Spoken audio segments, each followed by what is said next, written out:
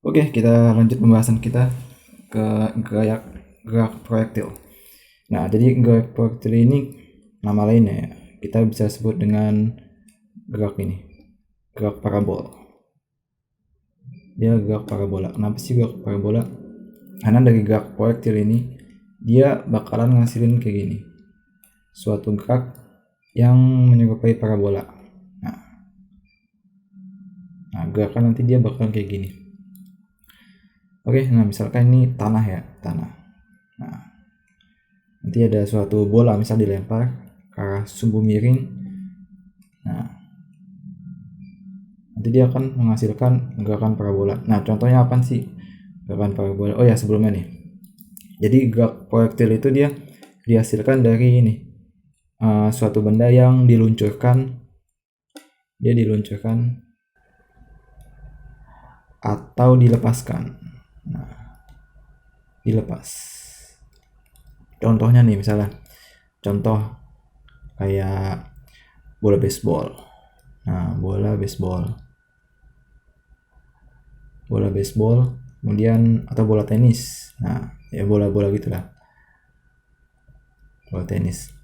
Jadi nanti gerak yang emang pas dia bergerak tuh nggak ada pengaruh lain. Nah, misalkan kalau bola baseball dipukul, misalnya bola baseball nih, nah dipukul tas. Nah, dia ketika telah dipukul kan udah nggak ada pengaruh lain kan, ya udah dia melesat aja gitu.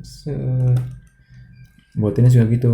Nah, jadi gerak proyektil itu bukan kayak bebek terbang, kagak. Nah, di pembahasan gerak proyektil ini kita mengasumsikan nih, kita asumsi bahwa udara tuh nggak ada efek, dianggapnya nggak ada udara. Nah, jadi nggak ada efek dari udara. Oke, nah kita praktikkan di sini. Oke, nah misalkan ini gua bagus lagi ya. Nah, kita punya sumbu Y dan ini sumbu X. Oke, nah sini gue tandain dulu, ini Y, X. Nah, jadi gerak proyektil ini termasuk gerak 2 dimensi. Nah, tadi ya, 2 dimensi. Nah, dia menghasilkan pola seperti parabola. Nanti akan dibahas selanjutnya. Nah, pola parabola gini. Oke. Nah, misalkan ya di sini kita anggap bola, kita main sama bola. Nah, bola diluncurkan dari sini. Nah, ketika diluncurkan dia mempunyai kecepatan v ke arah miring. Nah, ini v. Nah, karena kita bermain dengan vektor, ini v0 ya, v0 itu v awal. Nah, kita kasih ini tanda panah. Nah, karena dia vektor kan ya, dia vektor, jadi dia punya komponen di sumbu y, v0 y, dan komponen di sumbu x atau v0x. Nah, pas di sini kan dia kan jalan ya, dia jalan nanti ke misalnya ke tengah-tengah sini, nanti si ini berubah nih panahnya, panah v0 berubah. Nah, anggap di sini berubah jadi vx, v doang, vt.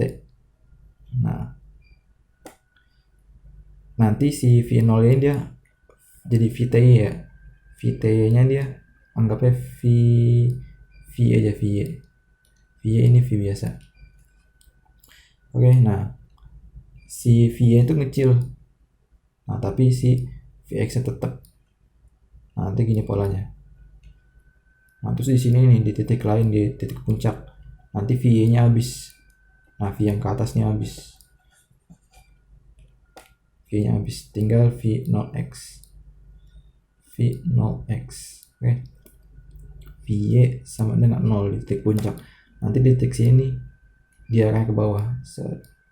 Nah, ini sejajar nih sama ini. Nah, tapi ini banyak ya sebenarnya, di sini banyak nih, cuma gue ambil sampelnya aja. Nah, ini v-nya sama kayak yang tadi, sama kayak ini, cuma arahnya ke bawah. Nah, ini ini vx-nya, vx sampai nanti di sini. Oke, jadi ini karakter dari gerak parabola. Kelihatannya sih agak ribet ya, cuma sebenarnya gampang. Oke, kita ambil satu dulu nih. Ini posisi yang awal. Jadi posisi awal kita punya V0 ya, vektor ya, V0 ini V kecepatan awal 0 tuh. Nah karena dia vektor, jadi dia punya komponen di V0x di sumbu x i topi ditambah dengan V0y di komponen y j topi. Nah ini bisa dipecah. Oke. Nah jadi kan kalau bola meluncur kan dia membentuk suatu sudut. Nah sudutnya di sini nih kita namain sudut theta 0. Jadi theta awal ya, theta 0. Soalnya nanti di sini dia sudutnya bakal berubah. Di sepanjang lintasan dia berubah sudut. Nah kita ambil sini theta 0. Oke, jadi V0x ini nih, V0x itu dapat dari V0 cos theta 0. Nah kalau V0y itu dapat dari V0 sin theta 0. Pitagoras ya. Oke, jadi kan itu Pitagoras kan ya, Pitagorasnya. Ini V0x, ini V0. Nah V0 nya kita pindah ini dari sini ke sini. Nah jadi sini kan tadi dia di sini ya, tadi dia di sini nih V0y nya, V0y kita ganti ke sini V0y nya. Nah berarti sudutnya di sini kan ya. Oke, berarti kalau sin itu apa, sin theta sama dengan sin demi kan, depan bagi miring, depannya apa, V0y dibagi dengan miringnya V0. Oke, berarti V0y sama dengan V0 sin theta. Kalau cos theta, cos itu apa, cos itu apa, cos sami kan ya, samping bagi miring, berarti cos itu kan sami ya, berarti V0x dibagi dengan V0. Jadi ini gue pindahin sini, V0x sama dengan V0 cos theta, sama. Nah ini dia naik ke atas. Oke, lanjut. Nah jadi di gerak parabola ini atau gerak proyektil kita main vektor kan ya. Nah kita kan kenal ya vektor posisi. Nah vektor posisi kan vektor R ya, posisi, sama vektor V. Nah dia ini kedua vektor ini dia bakal berubah sepanjang lintasan. Nah kita lihat nih. Nah ini lintasan parabolanya, kemudian ini sumbu x, ini sumbu y nya. Nah kan kalau vektor itu dia ambil dari titik awal kan ya, titik awalnya misalnya nih posisi bola di sini. Nah titik awalnya kan di 0, kita tarik garis ke posisi bola. Nah ini vektor di suatu saat mula-mula, vektor posisinya. Nah pas di sini apa, vektor posisinya berubah kan ya. Nah jadi kayak gini. Nah jadi berubah dia vektor posisinya. Vektor kecepatan, nah kalau vektor kecepatan dia berubah juga. Nah misalkan di sini vektor kecepatannya dia ngarah ke sini kan ya, itu vektor. Nah tapi pas di atas nih vektor kecepatan dia lurus horizontal. Nah itu kalau di bawah, nah jadi dia berubah. Nah tapi di ini gerak vektor ini vektor percepatan dia nggak berubah, dia tidak berubah. Nah kenapa? Yang bermain di sini kan ya kita ideal karena kondisi ideal, jadi vakum, dia nggak ada udara.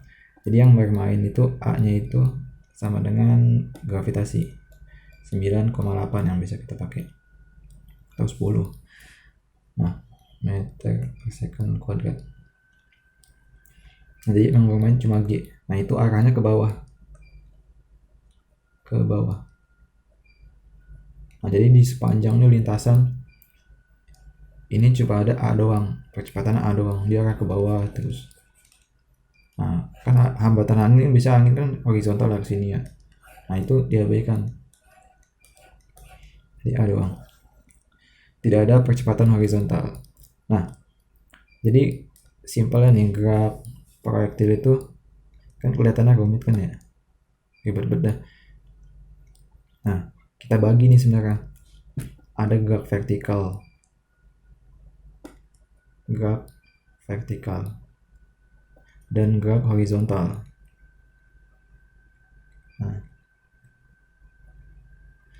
Nah, kedua ini nih dia nggak saling berhubungan nih. Dia tidak berhubungan.